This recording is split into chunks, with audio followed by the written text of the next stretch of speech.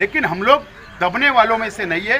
ये बात आज आप लोगों को हमको बोलना थी और आज हम लोगों ने निवेदन दिया है। निवेदन के ऊपर अगर कार्रवाई नहीं हुई तो हम लोग कोर्ट के जरिए पुलिस को आदेश करवाएंगे और इनके ऊपर एफआईआर करवाएंगे। हाँ, वो धमकी उमकी दी है तो जान का खतरा तो है ना मेरी। हमने वो भी डिमांड किया कि यार अगर कुछ हुआ मुझे तो जिम्मेदार वो ही रहेंगे।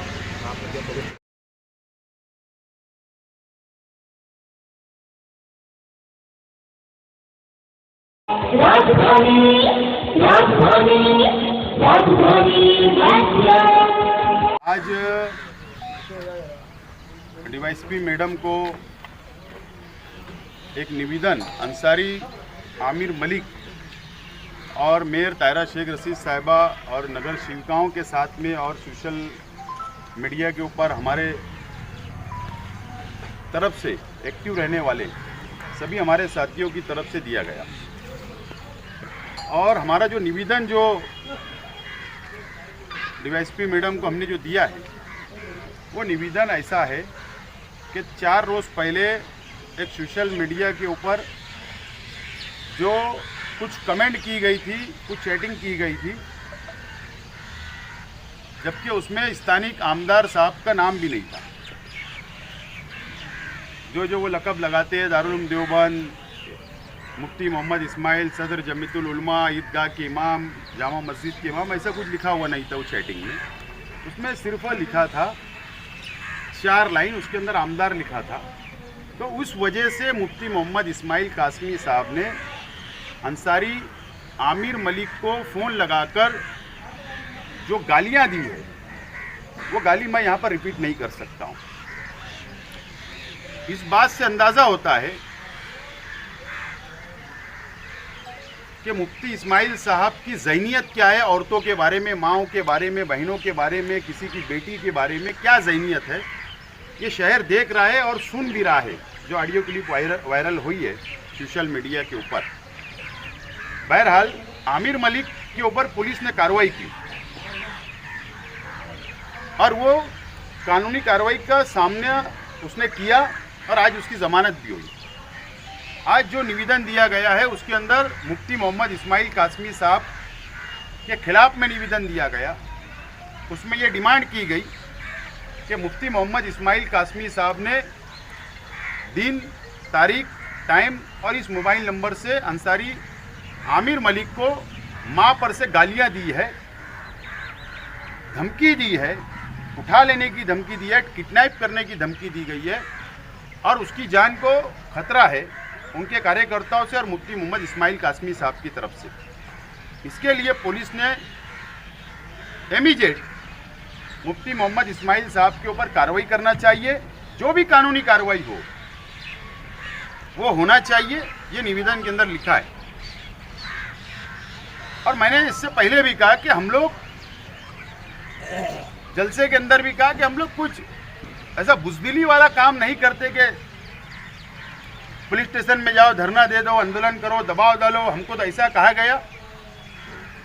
लेकिन अगर हम लोग तकरार देने पर आए, अगर हम लोग पुलिस स्टेशन में रोज़ाना की कंप्लेन करने के ऊपर आ गए, तो ये मुफ्ती मोहम्मद इस्माइल के चाहने वाले आज़ाद व्हाट्सएप ग्रुप, कायदे सालर WhatsApp group, Malegaon Indian, Congress मुक्त, लाइफलाइन ग्रुप, ऐसे बहुत सारे जो ग्रुप शहर में चलते हैं, मुफ्ती इस्माइल साहब के चाहने वाले हमारे परिवार के, हमारे पार्टी के, हमारे चाहने वालों के खिलाफ में जातियात के ऊपर लिखते हैं। ये पूरी फहरिस्त हम दे रहे हैं। इन लोगों के ऊपर भी फिर कार्रवाई होना चाहिए, इन लोगों के ऊपर भी एफआईआर होना चाहिए। अगर पुलिस ने दबाव में अगर काम करी, कानून सब के लिए एक है। कोई गृह मंत्री हो, मंत्री हो, मुख्यमंत्री हो, वजीर आजम हो या एक आम इंसान हो, कानून सब के लिए एक जैसा है। कोई भेदभाव कानून के अंदर नहीं किया गया है। अगर इन्होंने, पुलिस डिपार्टमेंट ने कार्रवाई नहीं की, एक तरफा पुलिस डिपार्टमेंट ने अगर कार्रवाई की और अगर हमारे लोगों को दबाने की कोशिश की, तो हम इसको बर्दाश्त नहीं करेंगे। अगर पुलिस डिपार्टमेंट ने कार्रवाई नहीं की इस निवेदन के ऊपर, तो स्पेशल लोकल कोर्ट के अंदर जाकर हम लोग ऑर्डर लाएंगे और पुलिस को आदेश करवाएंगे वहाँ से हमारे वकील के ज़रिए कि उनके ऊपर एफआईआर होना चाहिए। में मुफ्ती मोहम्मद इस्माइल साहब इसलिए बौखला गए हैं, इसलिए अनाप शनाप बकना शुरू किया है उन्होंने कि इन 15-16 महीनों के अंदर मुफ्ती इस्माइल साहब पूरी तरीके से नाकाम हो चुके हैं। शहर का विकास, शहर का डेवलप जो शहर के आवाम से वादा किए मुकम्मल तौर पर नाकाम हो गए। अपनी नाकामी छुपाने के लिए अगर अपोजिशन, हमारे वर्कर जो हम अपोजिशन में हैं, अगर हम उनकी नाकामी को उजागर कर रहे हैं सोशल मीडिया के ज़रिए, अखबारात के ज़रिए, तो ये हमारा अपना हक है, अधिकार है अपोजिशन का, और वो हम बोलेंगे, हमको ये रोक नहीं सकते। इसलिए असल में ये बौखलाहट है कि दबाने की कोशिश है पुलिस के ज़रिए कि सोशल मीडिया के ऊपर मेरी बदनामी रुक जाए, मेरी नाकामी छुप जाए, अखबारात के ज़रिए मेरी नाकामी छुप जाए, इसलिए दबाने की कोशिश और पुलिस का सहारा लिया जा रहा है। और दादागिरी और गुंडागर्दी के ऊपर शहर के मुफ्ती मोहम्मद इस्माइल कासमी साहब अब रास्ते में उतर गए और गुंडागर्दी और दादागिरी की भाषा इस्तेमाल करने लगे हैं।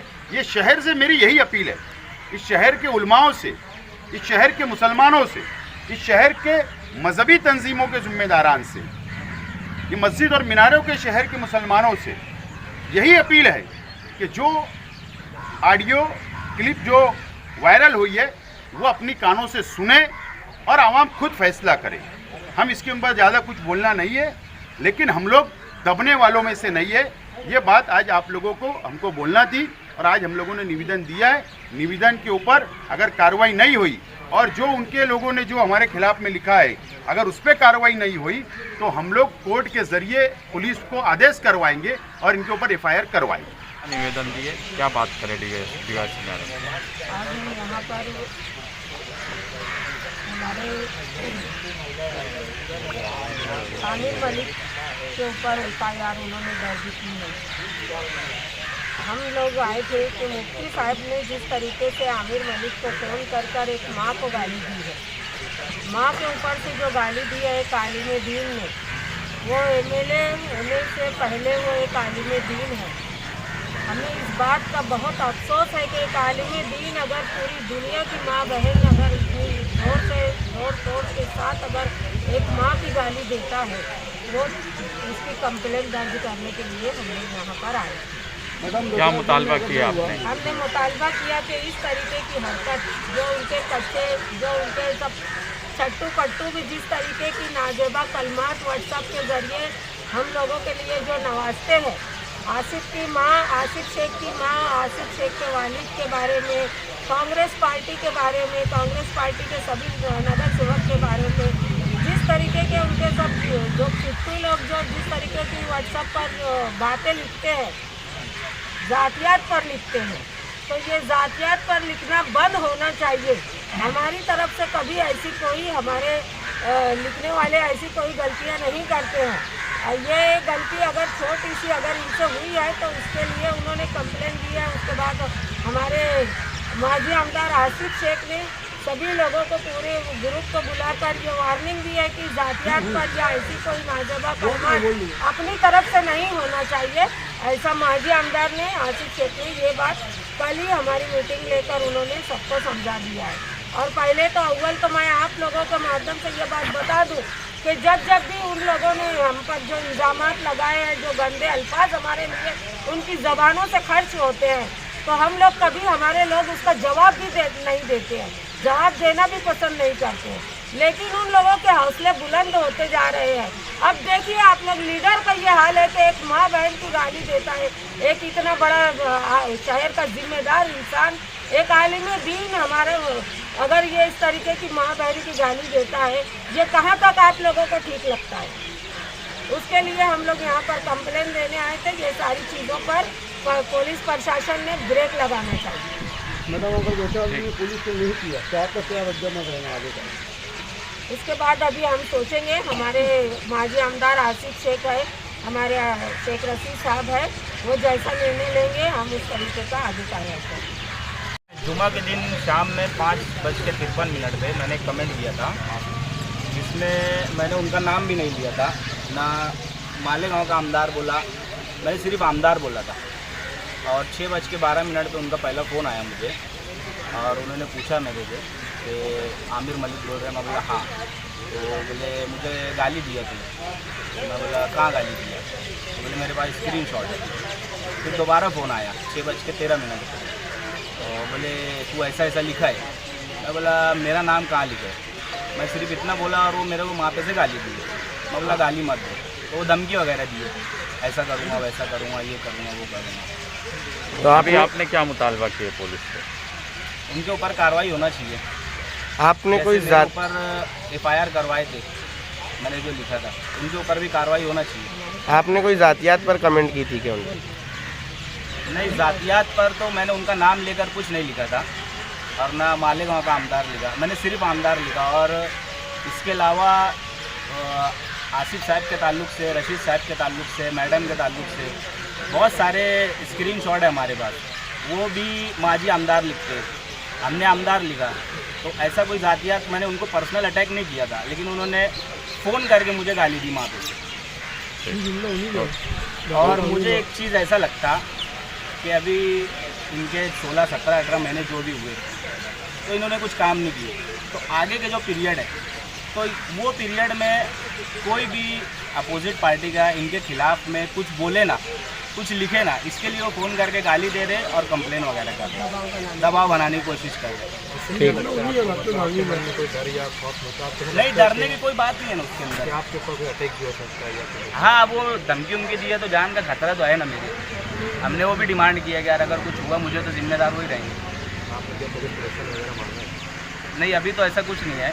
अगर लेटर में लिखा है सिर्फ हमने कि अगर कुछ हुआ तो जिम्मेदार वही रहेंगे। ओके।